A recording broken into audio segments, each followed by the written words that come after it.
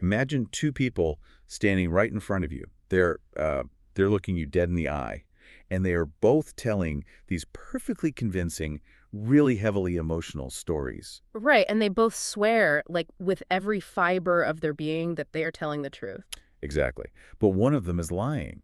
So how do you tell the difference when confidence is just, perfectly counterfeited? Today, we are actually stepping away from our usual modern data sets and news cycles. Yeah, we're doing a deep dive into this incredible ancient narrative from our sources titled The Sacrifice of Truth, Wisdom's Silent Reveal. And our mission today isn't just to recap some story about a timeless dispute between two women over a single child. It's to use this ancient case study to really uncover the hidden mechanics of human nature, the psychology of justice, and the very real danger of relying entirely on words. Which is something we do practically every single day. We really do. So to start off this deep dive, I want to ask you a deliberate question. I want you to really sit with it for a moment.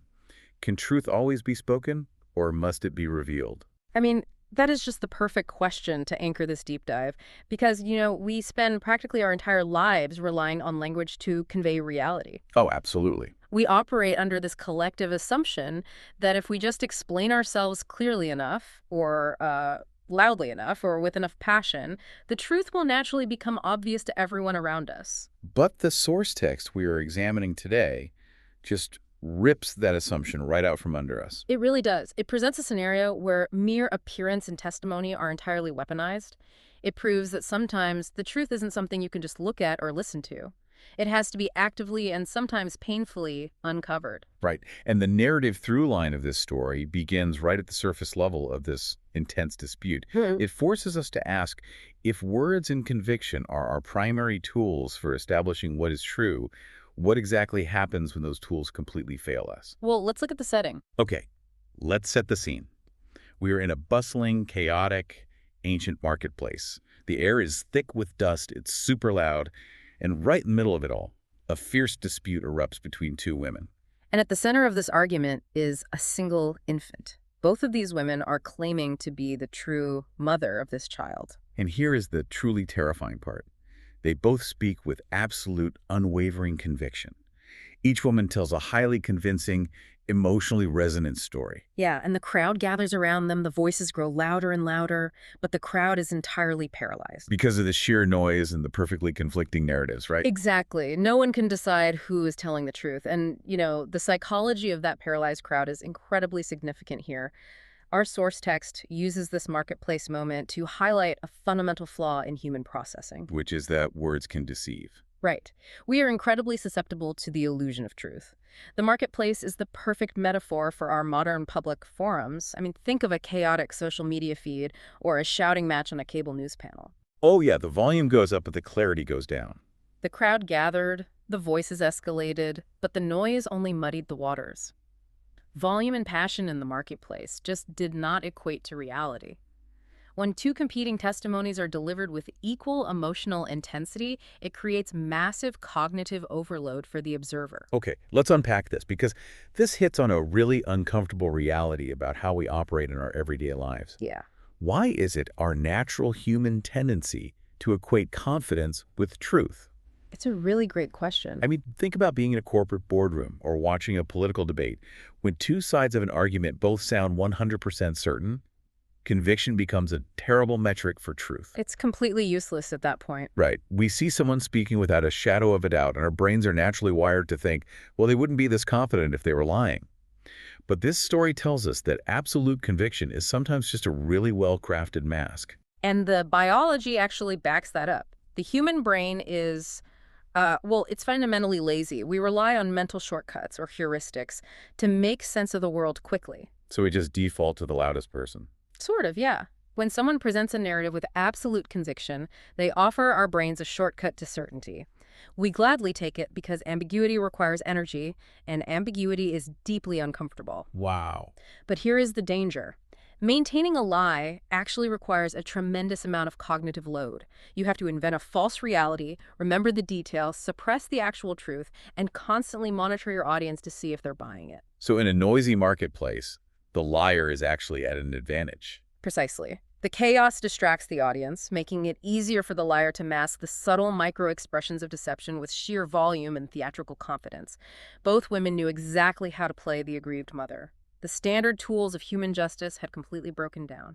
And because those standard tools broke down, the narrative has to shift to a completely different environment and methodology. Since the noisy, chaotic arguments in the marketplace proved entirely useless, the matter gets escalated to the king's court. Where silence replaces the shouting?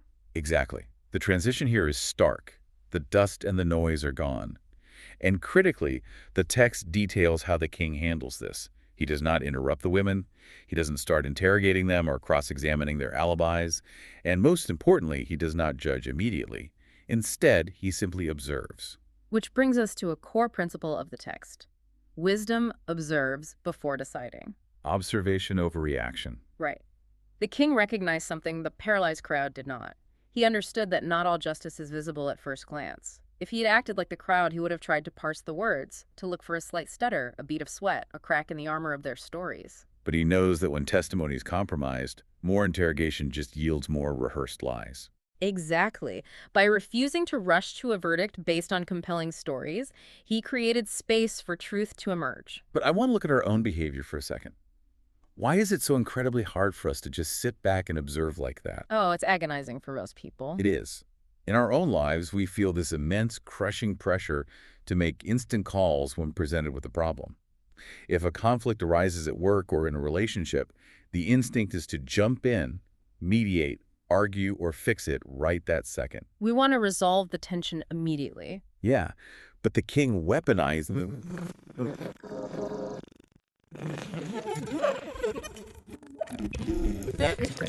Why the king's method is so brilliant. His silence is active, not passive. How so? Well, passive silence is checking out, but active silence is strategically gathering uncorrupted data. Think back to the cognitive load of the liar. A liar desperately needs a feedback loop. They need you to ask questions so they can gauge how well their lie is working. Oh, wow. So by remaining silent, he's starving them of that feedback. Yes. The pressure of that active silence was likely far more psychologically intimidating than any interrogation would have been. Her brain is spinning, trying to anticipate attacks that aren't coming. She had prepared a story, but you cannot prepare a story for silence. You cannot prepare a story for silence. That is such a brilliant way to frame it. But as powerful as observation is, it only gets you so far. It creates the necessary space for truth, but eventually, the king has to act. He does have to make a decision. Right. To completely bypass those deceptive words, he realizes he has to create a catalyst that forces an unavoidable action. So the narrative brings us to this shocking twist. After listening carefully, the king asks his guards for a sword. And he gives this totally unexpected, incredibly calm order. He says, divide the child into two and give one half to each woman. The text notes that gasps fill the room. What's fascinating here is exactly why this extreme test worked. Yeah, why go to such a horrific extreme? Because the king essentially shifted the battleground. Think about it. The marketplace was a debate about the past. Who had the child first? Whose story about last night was more believable? The past is abstract. It can always be fabricated. But the sword makes it immediate. Exactly. By calling for the sword, he took it away from the abstract past and forced a visceral, immediate choice in the present. He wasn't asking them to tell a story anymore. He was forcing them to react to a lethal reality unfolding right in front of their eyes. Here's where it gets really interesting, because it is an immense gamble. What if both women had called his bluff? It's a terrifying possibility. Right. What if they both just stood there in shock and did absolutely nothing? I theorized that the king's test was less about the sword and entirely about exposing human nature.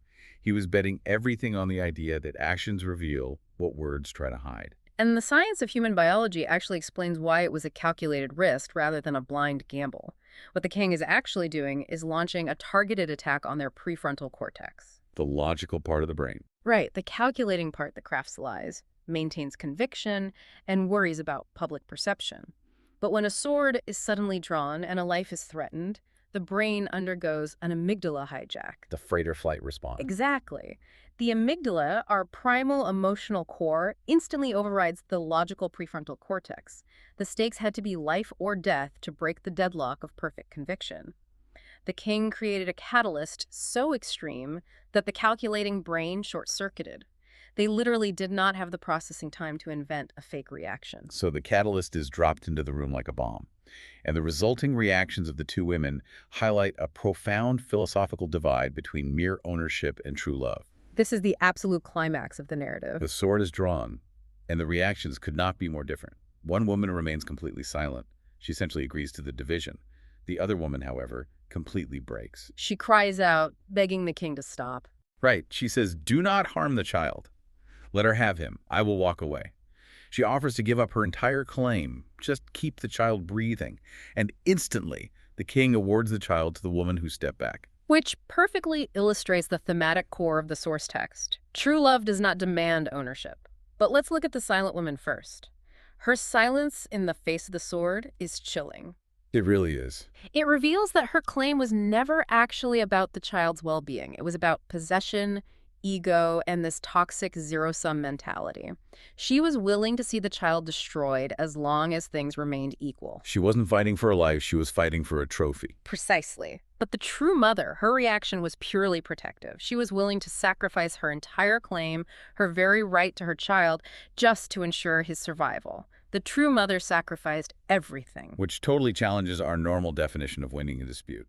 Usually winning means you argue the best, you hold your ground, and you walk away with the prize. You get the last word. Yeah, but look at the paradox here. The true mother won precisely because she was entirely willing to lose. In a world that constantly tells us to fight tooth and nail for what is ours, her sacrifice is completely countercultural. It really is. And the text synthesizes the final lessons beautifully here. Some truths do not argue. They reveal themselves in what we are willing to lose. Sacrifice is the ultimate exposure of truth. The action spoke so loudly that the deceptive words just evaporated. Exactly. When the true mother surrendered her claim, her identity was instantly verified. The king didn't need to explain his judgment. I want to connect this directly to your life right now as you listen to this. How do you handle deep conflicts? In everyday disputes, are you actually fighting for the truth, or are you just fighting for possession? Are you fighting to protect something or just to feed your ego? Right. We often measure our dedication to something by how tightly we grip it. But this ancient wisdom suggests that the truest test of our motives is our willingness to let go. That is the profound transition the text wants us to experience. We move from the noisy, high-anxiety deception of the marketplace to the silent, profound revelation in the court. Where letting go is the ultimate proof of reality. Yes. The true mother's actions demonstrate that when you strip away the ego and the desire to simply possess something, the truth is laid bare. It's such a beautiful, challenging narrative. We watched understanding completely defeat mere appearance. The transition from the noisy deception of the marketplace to the silent revelation in the court is just profound. The king's brilliance wasn't knowing the answer. It was creating the conditions where the answer had to reveal itself. Exactly. But as we wrap up this journey today, I don't want to leave you with a neat, tidy summary.